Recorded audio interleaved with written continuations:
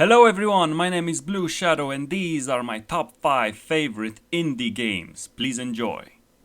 At number 5 we have a game by Nemdic Creations called Plague Inc. So, in this game you take control of a you take control of a plague.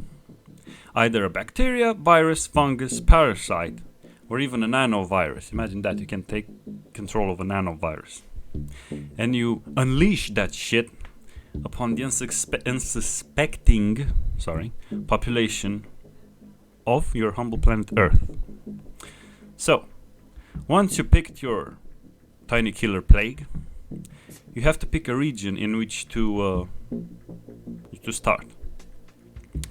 And the thing is that the region depends on how successful the infection rate will be and where it might spread. For example, if you pick a region like Germany, your plague will spread harder due to the development of the country, due to the development of its medical care and people washing their hands more often, as opposed to a region in, for example, North Africa, where there's war, there's famine, all that kind of thing, where of course the bacteria will spread easily. In Africa, I mean, you have something like talent trees, which are symptoms and transmission. Let's talk about transmission first, because I think that's the most important thing, more important thing now.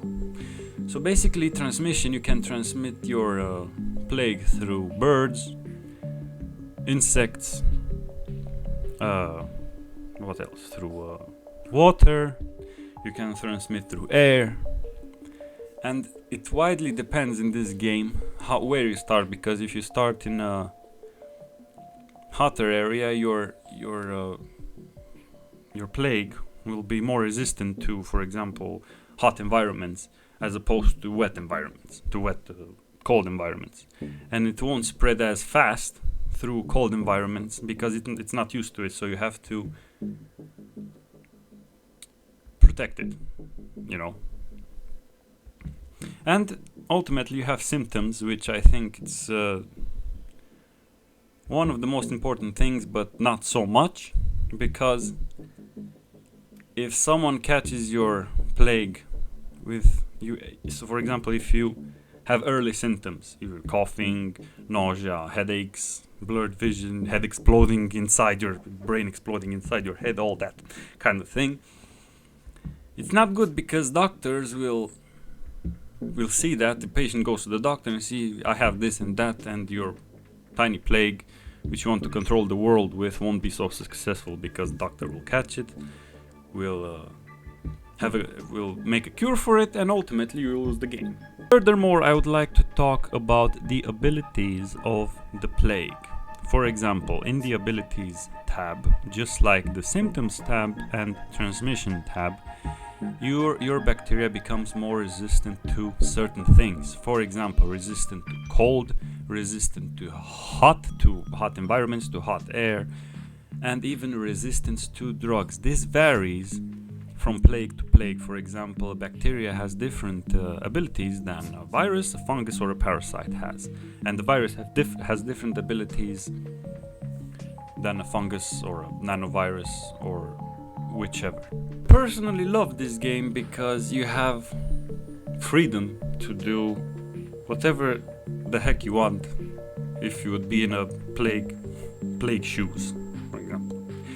And you have different variety of plagues. You can even transform people into zombies. That's the most incredible thing. You can transform people into zombies, and you can order zombies to specific regions of the map. I think it's amazing, and it's a lot of fun, worth the money, and that's why it has number 5 on my list. At number 4 we have a game by 11-bit Studios called This War of Mine. In this game, you play as a group of civilians trying to survive in a besieged city, struggling to get food, medicine, and live in constant danger from snipers and scavengers. You can start the game by choosing story mode or to write your own story and picking the location, the weather, who you start with, and the difficulty. As the game progresses, you have to maintain your house, make it bandit proof. You have to go out scavenging, meet your people's needs. They can be hungry, they can be sad or happy. Their mood depends on whether they are hungry, injured, and the choices they make and will make. And yes, the game puts you through some tough choices, just like if it was real war. This game also has a crafting system, in which you can craft anything your people need, from beds to radios, tool workshop, even a moonshine still. It's up to you how you play and what decisions you make. Furthermore, you will need to go scavenging, and this is the most important part of the game because you can only scavenge at night, because during the day snipers will be all over the place and you won't be able to move. To start scavenging, you have to end the day. Once you ended the day, you have to pick one character to scavenge with. The others have a choice, either to sleep or to protect the house. It's wise to let 2 or 3 people protect the house while the other one goes to scavenge. As you're scavenging, you have to pick first, before you go anywhere, you have to pick your materials, either shovels, guns, lockpicks, anything the house needs, anything the house that you go to needs. And you have to be quiet. There may be bandits, there may be other civilians in the area, so it all depends on luck and the circumstances you are in. While scavenging, they can find wood, they can find materials, food, depends on the location and depends of course on the difficulty that you chosen. In my opinion, this is a fantastic game with the focus on survival and tough decision making, and that's why it gets the number 4 on my top favorite indie games list.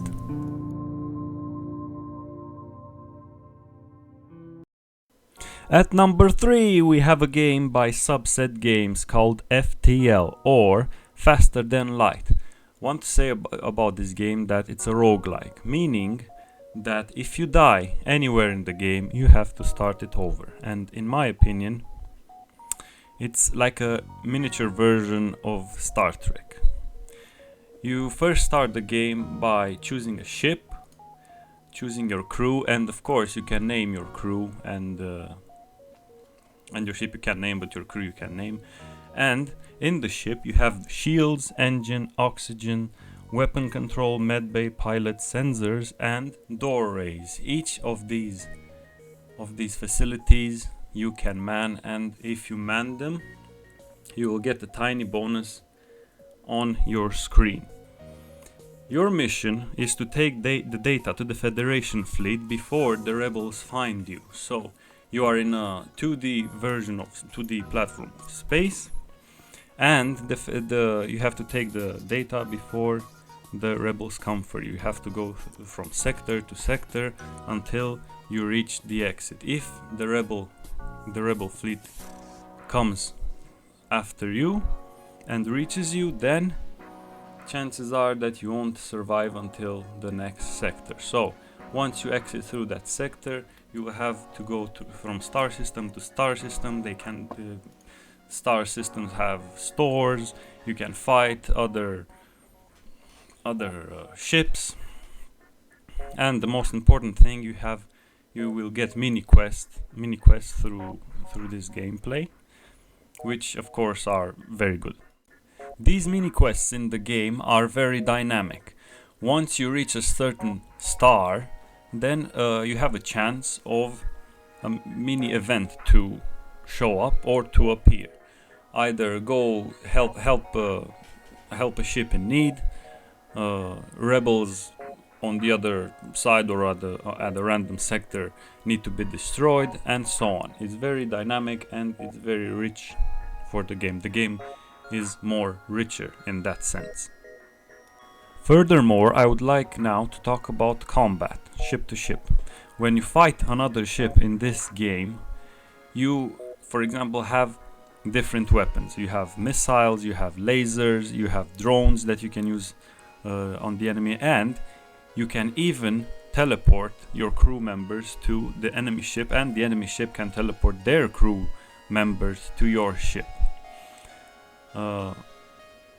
Targeting in this game is very different because as you target the enemy ship, you can target specific rooms from the ship, either a shield room, engines room, an oxygen room, door system, sensor room, and so on. And disabling these systems cause the enemy ship, for example, if you disable the oxygen room, the enemy ship can remain out of oxygen if they don't repair. They can, and these weapons that you use, there are specific weapons. For example, you can use lasers which cause fires, you can use missiles which damages the hull, you even have shields on your ship that you have to maintain. Once the enemy ship is damaged enough, it will explode and give you the materials that was on it. It depends, you have a lot of decisions in this game to make as well, and it depends on what decisions you make in the game, and it's very dynamic. This game has achieved a level of quality that even the Star Trek games wish they could achieve. It's a fantastic game, it's a fun game, it's a dynamic game, and it's worth every penny of its purchase price. At number 2 we have a game by Pinocchio Games, I hope I'm pronouncing that right, called Party Hard. So basically in this game you are a neighbor trying to sleep, and his neighbor has a party which keeps you awake, and basically you want to stop that party by going in and killing every single one of those people. Sounds fun, right? My kind of games. And furthermore, when you try to kill someone, if someone else sees you, then that someone calls the police. The police comes for you, takes you to jail, and it's game over. You have to be stealthy in this game. You have to dispose of the bodies well, correctly. Nobody sees it. You can put them in the trash can. You can throw them from the boat. You can do basically not anyone to see the body. And you have varied locations in this game, levels, which are very awesome. For example, you have a high school party, you have a frat party, you have a roof party, you have a beach party, even a boat party you have. And to tell you the truth, this game is a lot of fun. You should try it, you should buy it. It's one of those games that you play it only for fun. You don't play it to think, you only play it for fun. It's worth every single penny. That's why it's on my top 5 list, number 2. And now for some honorable mentions. These are the games which almost made it to the list but deserve to be mentioned. We have Rock of Ages by Ace Team. So basically this game is a tower defense game with a rolling ball mechanic. So you can roll your balls while you build defense structures. Okay? Does anyone get that? Yeah, okay. So you take control of a ball in the aim of breaking the enemy door before the enemy breaks your door. And in the process of rolling your ball, or ball, your ball can get damaged by the enemy's defense structures, either by cows or by towers or rolling into shit. Your ball can get damaged, and the size of the ball matters because as your size of the ball decreases, so many balls in this, the size of the ball decreases, your damage decreases what you do to the enemy's door. so you have to watch that. And as I said, as you wait for your workers to finish your ball, okay, you have to build your defense structures so that the enemy ball doesn't reach your gate as fast. In my humble opinion, this is a fun game, and I have to say I finished it within one sitting. Half an hour, I think. Yeah, half an hour I played it and I finished it. It's a very fun game with some history surprises, you'll see.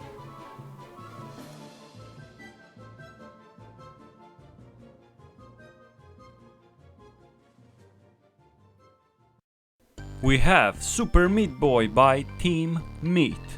This game is a side scroller, so basically you're a piece of red meat trying to save your girlfriend from the bad guy Meatzilla, who wants to stop you by putting you through these almost impossible levels to get to your loved one. This game is a fast-paced action. As you complete a level, another level will unlock and it will become more and more harder. Each section at the end of it has a boss. And every single level at the end of it you have to save your tiny princess. In my opinion, this is a good game. Fast-paced. Never really finished it. I hope to God one day I will. But it's definitely worth it. And at number 1, my top favorite indie game is Oddworld. New and tasty by Just Add Water. First, I would like to say that I grew up with these games. I grew up with Abe's Odyssey and Abe's Exodus, which were released on September 19, 1999. I would like to say about this game that it's a side-scroller platformer, and the story is centered in Rupture Farms, which is the biggest meat processing plant on Oddworld, hence the name Oddworld. And we take control of a character called Abe, and Abe is just a janitor at the meat processing plant, and he thought that he will be getting a promotion. One day, while he was cleaning the corridor, he would hear a meeting between the Gluckens, that's the alien race on Oddworld, talking about that their profit is grim and they need to make more money. They would make money from paramites, the animals there, and from scrabs, the spider-like creatures. And now the paramites and scrabs are not so common anymore. And these Gluckens want to make more profit. And how do they want to make more profit? They think that it's a good idea to kill all the janitors that work there. Abe sees this, and then he gets scared, and then he wants to get out as soon as possible from Rupture Farms. Furthermore, Abe's species are called the Mudokins. Okay, so as the game starts, you desperately try to escape Rupture Farms, but the Gluckens are sending all their arsenal against you. All the sligs, the guys with the machine guns, their mines, their everything they're sending their way. They put bombs, and that's how the game starts. It's a very interesting game and different, and I think it's ahead of its time because in it you can possess enemies. For example, you can chant, and you can possess enemies and take control of them, and ultimately you can do whatever you want with that enemy. You have puzzles in the game. You have high-speed Elum chases. That's horse for this kind of game. And to tell another interesting thing that I would like to add is you have a choice to make in the game. Either you run away, you escape the Rupture Farms, alone, or you can look into every nook and cranny to try to find your species, the Mudokons, and to save them eventually through portals. You can save them. And to save the Mudokons, you have options. You can talk in this game. The character can talk. It says, "Hello, follow me, stay there, wait." And he can talk to every single Mudokon, all of you. And you can, if you say all of you, you can, for example, take control of more. Every little Mudokon in the room rises up and says, yes, what's up? Okay. So these are the ways in which you can talk to them, communicate with them, and eventually follow you to safety. Moreover, I would like to mention that this game is story-driven. It's funny, it has funny scenes, it has a lot of humor in it. And in my humble opinion, it's one of the best, if not the best, indie games that I ever played. It's worth every single penny of its purchase price, and I hope they continue to make the Abe's Exodus in the future. Thank you very much for sticking through with this video. I am Blue Shadow, and these were my top 5 favorite indie games. Have a nice day.